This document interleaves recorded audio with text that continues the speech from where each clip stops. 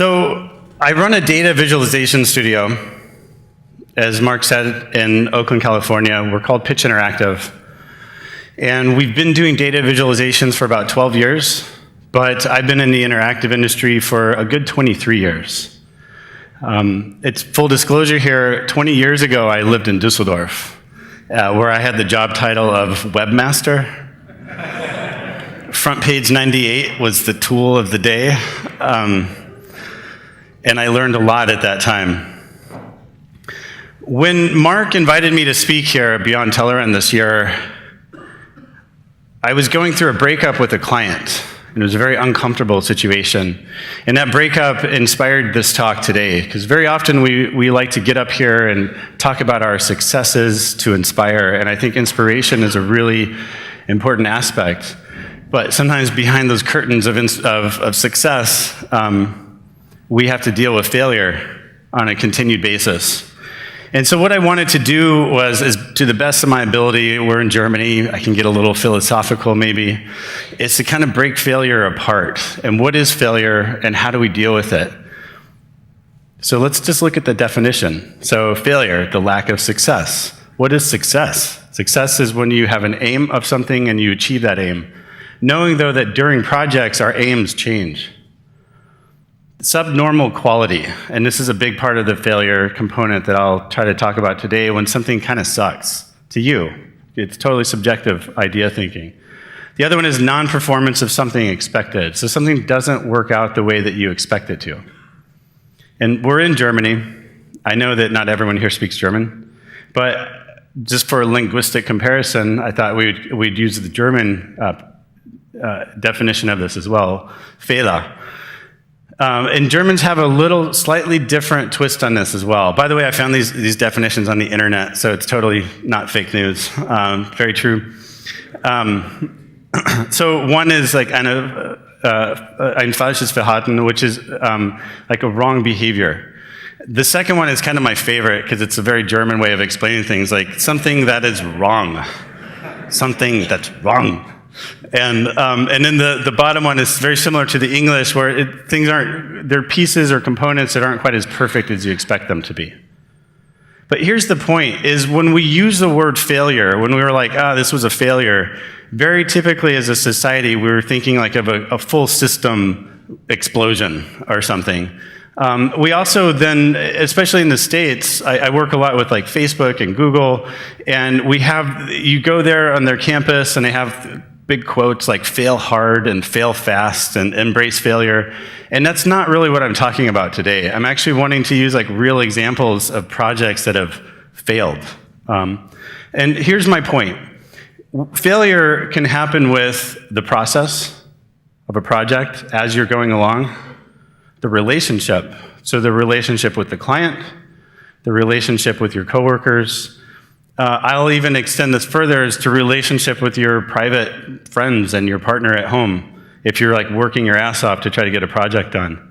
Failure can happen with the outcome. You're just not satisfied with it. The client's not happy. There's a budget failure. You're over budget. Under budget, I think, is a success. And a really important component for me is having fun. I think it's important to note that we wake up every day with a choice. We choose where we go to work. We choose who we are with. Sometimes we forget that. We don't think that's a choice anymore. It took me a long time in life to realize everything I do is a choice. And in knowing that, keeping that in mind, like the work that we're doing, we should be having fun doing that too. It's not always fun, but it should be as much fun as possible. We should have that in mind. And if we're working on a project that's just not fun, it's not fulfilling, it's not satisfying, it has a component of failure with it. So now let's understand failure from sort of a measurement term. So if we were to have two variables to measure failure, one is your knowledge gained, and the other one is consequences. So how much have you learned from this mistake, and what are those consequences of that? And if we were to put that on a sort of a quadrant, we have four key quadrants that we can go with. Your high consequence, low learning, low consequence, low learning. You Germans love this, don't you? High consequence, high learning, low consequence, high learning. So why would I even do this talk? And I think that this is a really important component, is it's how we handle difficult times and situations that really make us stronger. Success is great. It feels good. It builds confidence. Success doesn't necessarily make us stronger. It's how we're dealing with those like hard moments, and when those things kind of they're sort of glitches and they don't work the way we expect them to, and that's when things become really difficult. So let's go into some work. A project where we had low consequences, high learning. This is at the Facebook headquarters in Menlo Park in their partner center. And what you see on this wall is it's a 4x5. These are 55-inch HD TVs. It's a multi-touch wall, 36 touch points. This has been up there for almost 5 years. And it was, for all measurements at the very end, generally speaking, it was a success. And when we see this project, it's at their partner center, so any guests of Facebook, when they come into the building, they typically will see this first. And they go up and they interact with it, and it's really fun watching people do it. Test day for any hardware is Halloween, when all the parents bring their kids, because they totally break this shit. It's funny. They kick it and do all kinds of things. But getting to this end result, like we get up here and we talk about, if I was to use like a sports analogy, let's say baseball. This is not the best place to bring up baseball, but baseball has a really good comparison here, where when you're watching baseball, people like to watch the home runs. And hitting the ball out of the field, you run around all the bases, all those points are scored. But getting to those home runs, you've got to make a ton, thousands of foul balls, strikeouts. You've got to hit all of these things through. So while we're working on these projects, we're in this sort of explorative process. And in this creative explorative process, we're playing with different ideas. And this is a component. We had the globe. We had different nodes going around the globe. It's supposed to be up on the side like this too. Trust me, you don't want to see the whole thing. It's kind of ugly. But it was this idea of exploring something in an iterative way. And I dare say that this is a failure. The creative process by design is inefficient, and we have to work with that inefficiency. It's always these sort of dead ends. But it's those dead ends, that's how we learn. We're sort of refining. Oh, I learned something from this. Delete all of this, move on, do something else. And I think that's an interesting thing to know. It's sort of like experiments with disappointing results. We might have liked the result, like, oh, this was cool, but we know this is not going to be the end result of the product. And we know the client's not going to like this. And it's not even very legible or useful or anything like that. This was another visual of just kind of like playing with this. Not sure what we were trying. This is another one too, where you're just putting like Perlin noise or some sort of noise algorithm on this to kind of play with it, knowing that you're not trying to make any final result here that's exactly what you want to do, but you have to start exploring. And so each one of these, this is hours of work, sometimes days, and it's work that gets discarded. And that's the part where you're learning a lot, but your consequences are very low. You almost like build an environment. That's sort of the ideal place to have that failure. And this is a lot of times where the Facebooks and the Googles are like, yeah, fail hard, which means keep doing shit like this. And I have to plug this in. Like, it's sort of like making these fallish visuals to get the right one. So we need the fallish to get the richtig. Walking around here yesterday, I saw English brutalized so many times. So now it's my turn to brutalize the German.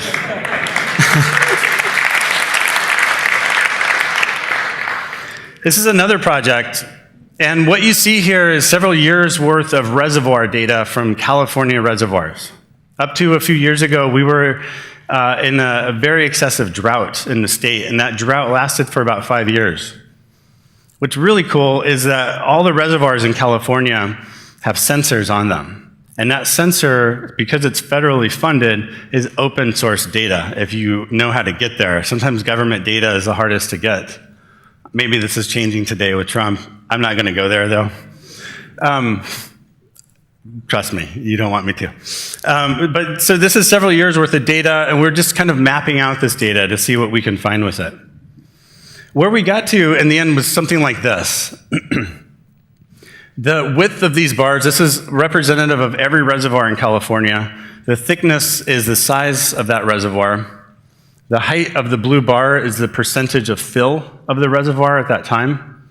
Once it reaches the top and it goes over 100%, they have to spill out.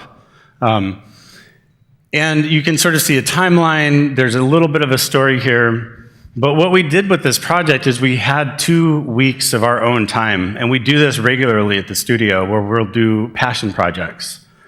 And we say, in 2 weeks, let's see what we do. And it's a different idea than saying, in 2 weeks, let's do something that we can publish. For us, it's more about, let's be mindful about this. Let's get the data and let's see what's reasonable. Let's understand this in 2 weeks, and maybe we'll pick it up later. And that's where we got. This is as far as we got. We didn't do any more. Never saw the public eye. This is actually the first time I'm showing it. And this was done a couple of years ago, so it kind of got shelved. But we learned something from that in that process. So in a way, this is a failed project. It never got out there. But for us, we were still learning with that. Here's a fun project. High consequence, high learning. We were contacted about 3 years ago by Mozilla. And I noticed Mozilla is a sponsor of Beyond Tellerrand, so that's going to make this story a little bit more interesting. They approached us to redesign their logo. We're a data viz studio. We're not an ad agency. We don't do logos. We're terrible at improvising. We're technologists first, and we plug in data, and we write a bunch of code, and then we play with these visual outputs of it. They wanted a data-driven logo, a logo that was live, it was breathing, that was using real-time data. That got us really excited. And we were like, yeah, let's do this. Never did a logo before, but okay. So we started playing with a couple of different ideas. Different sections, different concepts. Maybe this, they looked at it, they're like, nah, not liking it. Okay, how about some of this? Yeah, there's not really anything here I like. It's just presentation after presentation. Maybe some of this, I don't know. Self-doubt starting to pick up, a lot of uncertainty. And this is the thing about failure that we get uncomfortable with, is it creates uncertainty, self-doubt, disappointment. And it's a natural human experience to want to deflect those emotions. And my argument is that actually we need to not really accept them, but be aware of them, to be able to sort of analyze them. What about this? Some of these I really liked. I was like, man, damn, they're hard. This is funny. This is one channeling Jared Tarbell. The space invader. We got desperate, so we were just like, let's just steal. Who else has done some cool stuff? But it's kind of a cool idea. There's a grid, and if you imagine like different components of the grid playing out like a heat map, and there's a symmetry of that grid. So each one of these squares would be a heat map of a value from Mozilla data, like Firefox usage or something like that. And then it would make like some sort of live space invader based on that. They hated that idea. Let's do some more. Like, more space invaders. These are all sort of concepts that we were doing where there's some data component, there's some numeric value. Pretty exhaustive, huh? Lots of failures here. Oh my God. We started narrowing in. After months of headaches and deliberations and a moment where I almost walked out of a meeting with my middle fingers, we finally landed on something. They really pushed us hard, and we learned a lot from this process. And so what we did was, it's so funny, like sometimes that final result is so simple, and it's like, oh, that's so easy to get to. But the work, the path to get there is such a hard one. And we were taking usage stats from Sumo, Bugzilla, Firefox. Bugzilla is where like bug reports are noted and things like that. Every day there's dozens of different bugs that are reported. We can map that out on a histogram. This typeface, it was made by Eric Speakerman, Fira Sans. It was great working with him too. And you take these graphs, you tilt them on their side, and then you have this logo in the end. And we even built a working construct of this sort of how to customize your own logo. The whole idea, because this is Mozilla's thing, is like open source, community. Let people go in and make their own logo. They can select their data set. They can select from a set of colors, and then they can output it and incorporate it into whatever feed or wherever they want to use it. We were really excited, and this was kind of towards the end of the project. We were really excited. They were really excited. Their creative director even started making brand kits for this. So this is what the logo mark might look like, and this is how it is. And then the project lead that we were working with left Mozilla to go work at Twitter. Shortly after that, there's a leadership reshuffle in Mozilla. And if you look at the logo today, this is what it is. We had nothing to do with this. It's not Fear of Sands. This came out, I think, 6 or 8 months ago. And it was literally a project that we worked so hard with, so many months on, that just died. And for reasons that were outside of our control. But it's just one of those things that happens. And it's like, okay, well, we learned a lot. I think the big consequence of that was that we'd spent 6 months doing something that we didn't really have much to show for, from a portfolio or going out and speaking about it at conferences. This is my first time talking about this. But it was just a lot of effort that kind of, it did not meet its goal. It didn't meet what we aimed for it to go for. But this is not a bad logo. I'm not going to talk shit about it. I think it's fine. But it's also understandable. If you're a leadership and you come on, and especially if you're a leadership in a creative director role, and a whole different team has been working with something creative like a logo before you, I think ego comes into place there, and human nature comes into place, and you want to make sure that logo's got your influence on it. And so I am just assuming that leadership was interested in having their own thing. They even sent videographers to our studio. There's a YouTube video with interviewing me, and it's this deep analysis of the logo process and how successful it was going to be. And okay, low consequence, low learning. This one's it's a fairly quick one to talk about. But before I show the visual for this, it's really important to know is you have to know when to walk away from a project. When to say no. And this was a project it was a big multinational corporation. I'm not going to say their name. We've worked with them in the past, have had great relationships with them. This is a different division. They wanted us to do a visualization on additive manufacturing, which is 3D printing, but on a manufacturing level, like engine parts and things like that, which sounds really exciting and interesting. 3 calls in, we just realized we have no idea what we're doing on this project. And usually when we start projects, we just have a couple of basic questions. We're a data viz studio, so we need data. Where's your data? What is this for? Who is this for? And what do you want them to get out of this? Answer those questions, and we'd love to work with you. But when those questions aren't answered, it's really hard to think positively that a project's going to work out great. So this was one where we were really help us understand this more. 3 calls in, we don't understand, can you do something? And he was yeah, I'm going to sketch this. I got an idea, I'm going to sketch it out, I'll give it to you. I'm not even going to try to read this because I can't read this.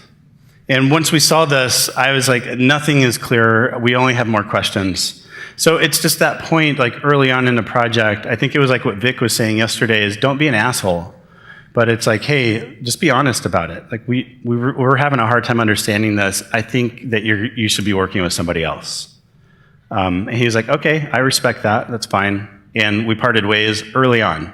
So there was not a big consequence. We're not enemies, totally friends. Frenemies.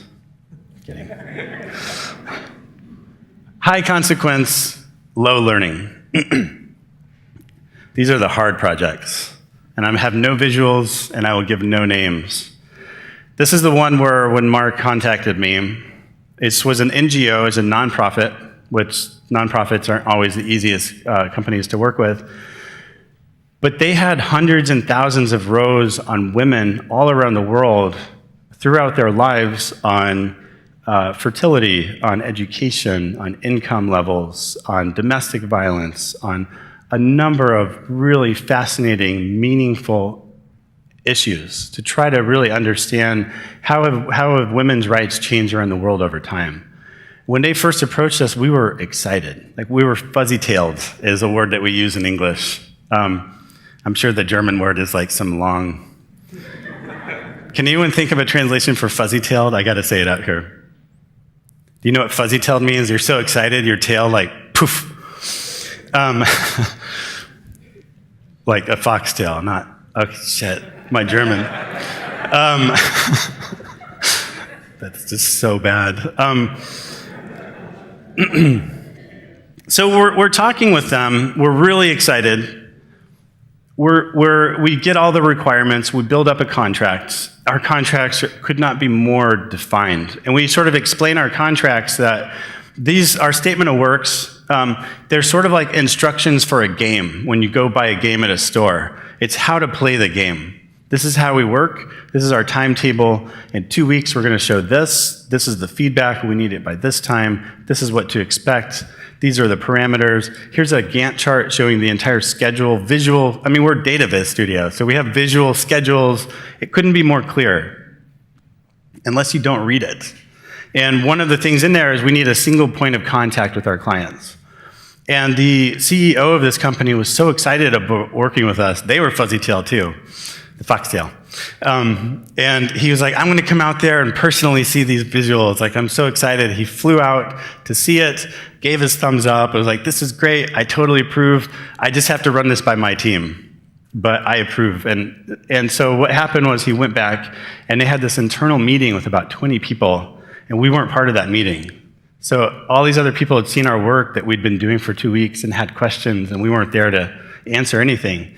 And they came back with an entirely new set of requirements for the project, an entirely new design and all the work that we had to do. And we had 3 weeks left on this project. There was a timeline, which was like a conference or an international seminar. And my first reaction was fury.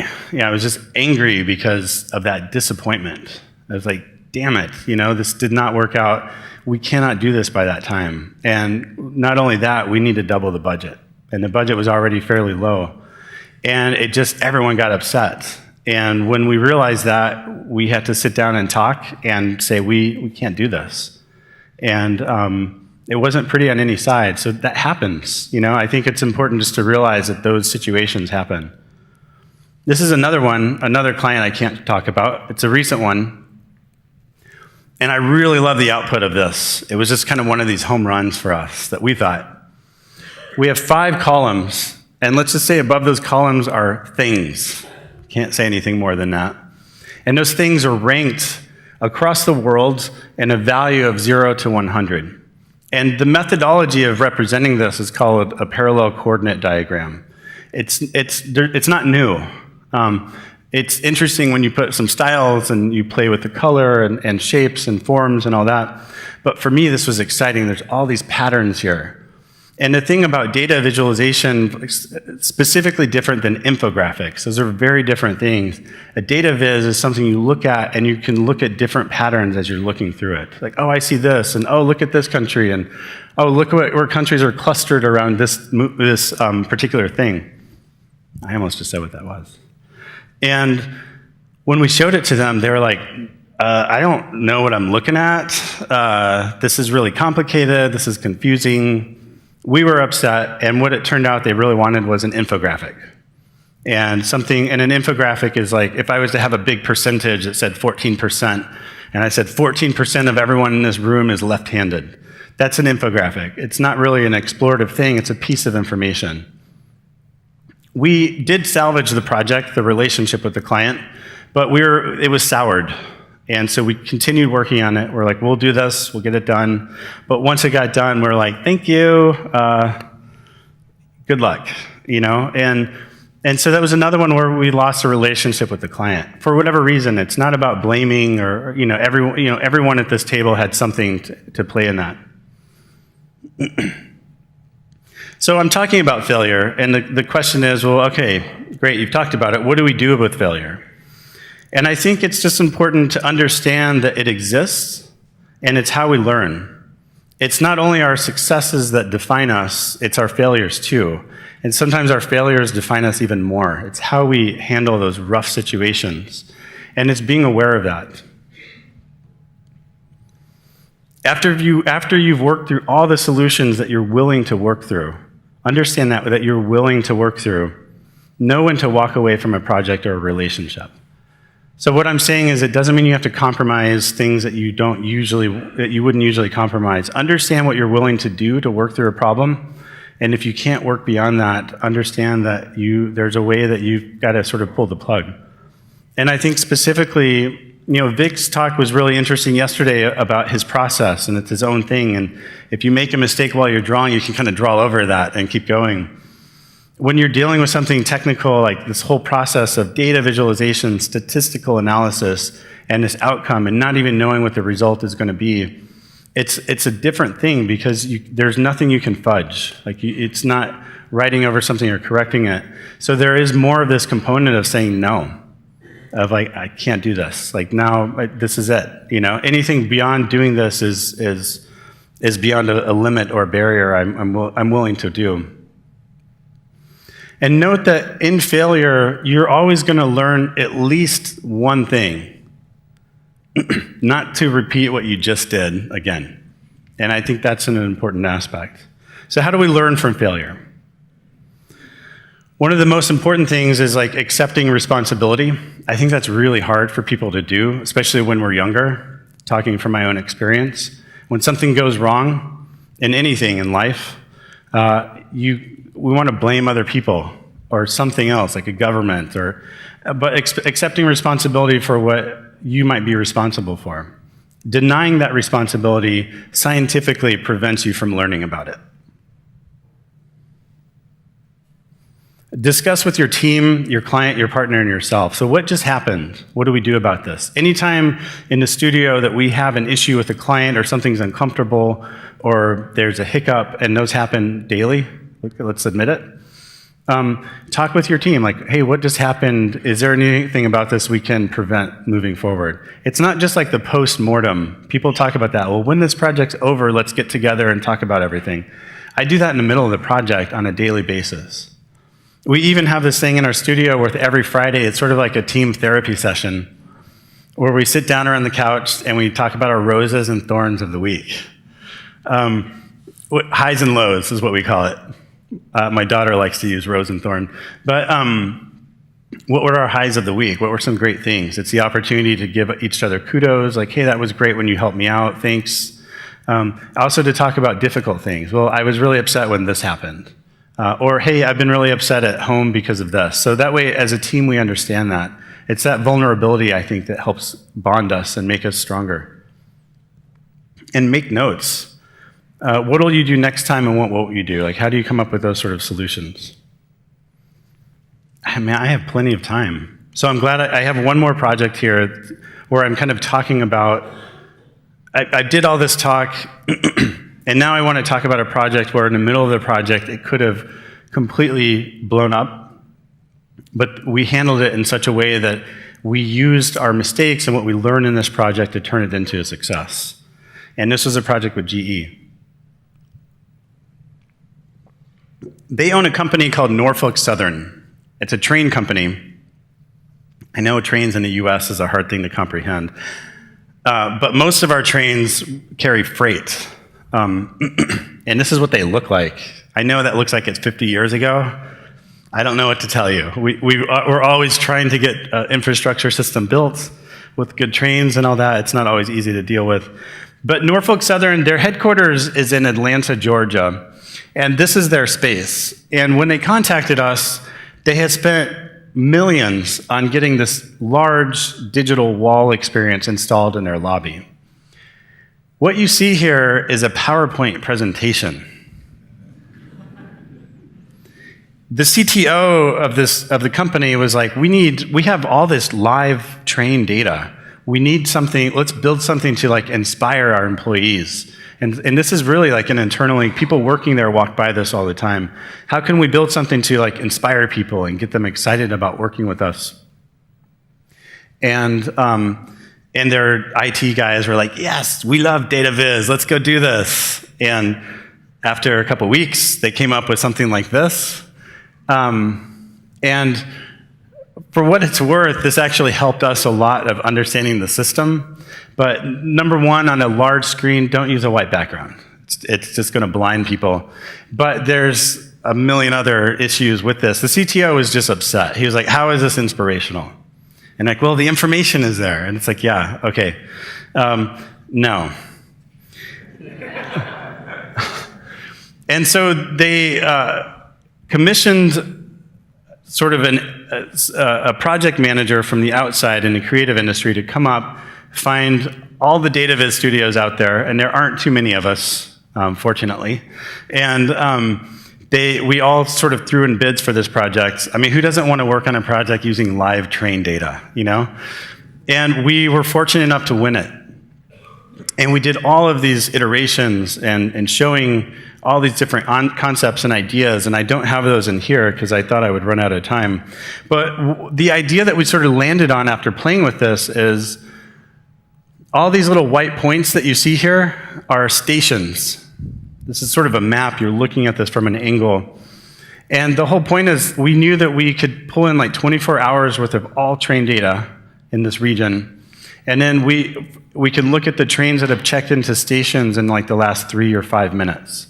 And then based on that information, we can build these visualizations where it's like a 3D map, you're kind of flying around, and you have these arcs that are going, and those arcs have definitions to them. And this is kind of what we do, is like, let's give meaning to every shape and color and thickness and whatnot. And we were like, yeah, there's velocity, there's volume, everything's here. We showed this to them, and they're like, love it. You know, this is a great idea. This is another sort of stylistic idea. You know, we can really like play with this. And we were excited, and they were excited. And then, and we just had like a little bit of sample data to work with at that point. And then we plugged in the real data. And this is what it looked like. And it's a mess. You can't read anything here. The important thing with data viz is not just to make things that are visually appealing. It's to give meaning to what you're doing, to help people understand something. That was not happening here. And we looked at this, everything was on time, we felt really good until we got to this. And when you really freeze it and stop it and you look into it, I was like, oh, shit. And it was kind of just that moment where, it's that moment of truth, where we're in a meeting and they're like, okay, let's see this beta or this demo. And I was like, you know what? I'll show it to you, but we're not going to use this. Everything that we've done up to now and all these ideas that we generated, it's not going to work. It's garbage. Like it's not going to do this. But I have a solution to this. This is on us. We're going to take responsibility. Even though you got the data late or whatever, but let's not do the blame game. We need a couple more days just to come up with another idea. We still launched everything like on time and everything, and we had to work a little bit extra on our end too, just to kind of catch up. And that happens. And it was an interesting conversation because they were also like, yeah, this kind of sucks. And I totally agree with you, but I really appreciate you being honest with me about this. And when you take responsibility, it's an interesting thing that happens when you're talking to somebody and you accept responsibility for something that you're showing. Very often, what I see more often than not is this open of trust that comes from the other side of like, wow, you're being vulnerable with me. That vulnerability, when you allow yourself to be vulnerable and that person you're with can be vulnerable back, you build trust. And you start to realize like, there's no bullshit here. Like, okay, we're cutting two things. I think that's important even with personal life, like understanding that a successful relationship, even in your personal life, requires both people to be vulnerable. When you're protective and everything, it's not going to work out. So they trusted us, and we started playing with this again. Notice the United States is a map, or is an island in the world now. But this was sort of the final result, where all of these points are still stations. These fainted lines are train activity data in the last 24 hours. And then we'll highlight a couple of trains every 2 or 3 minutes. And we'll focus on like one train at a time. So the height of this wall is the freight size of this train. The color is velocity. And this is the train's path over the last 24 hours. Or this train checked in, what was their last path in the last 24 hours or sooner? Basically their activity. And then this is more like internal specific information about this. What's nice about this, the arrows didn't make sense. I mean, trains don't fly, you know? They're on the ground. I grew up a really big fan of Tron, too, so it allowed me to sort of play with those walls of the light bikes and stuff. What's nice about this project is it's been going for about 2.5 years, and we've never had to do any maintenance on it. The data just gets uploaded and it gets pulled in. It's always new. It's live, which makes it fascinating. It's kind of cool, like if there's a big snowstorm that passes through, everything turns red, you know, and you see that and you're like, whoa, this is pretty cool. It was kind of a funny side story too. When they started this, they're like, yeah, we want to inspire employees to like do better. And I was like, or sabotage, you know? I'm like, somebody's going to be really like ambitious to try to turn everything red in a day or something. But I think it's really just the point that when you persevere, when you work through this, when you're honest with yourself, when you look at what that means from a failure standpoint, then and you work through all your cards right, and you know how to sort of deal with it, good things come out of it. It's not always this kind of good things. Don't always think that those good things have to be this like publicly viewable thing, and this is not publicly viewable. But sometimes those good things are just the learning experiences that you can take with you. And for what it's worth, that's sort of the view and the perspective I wanted to share today.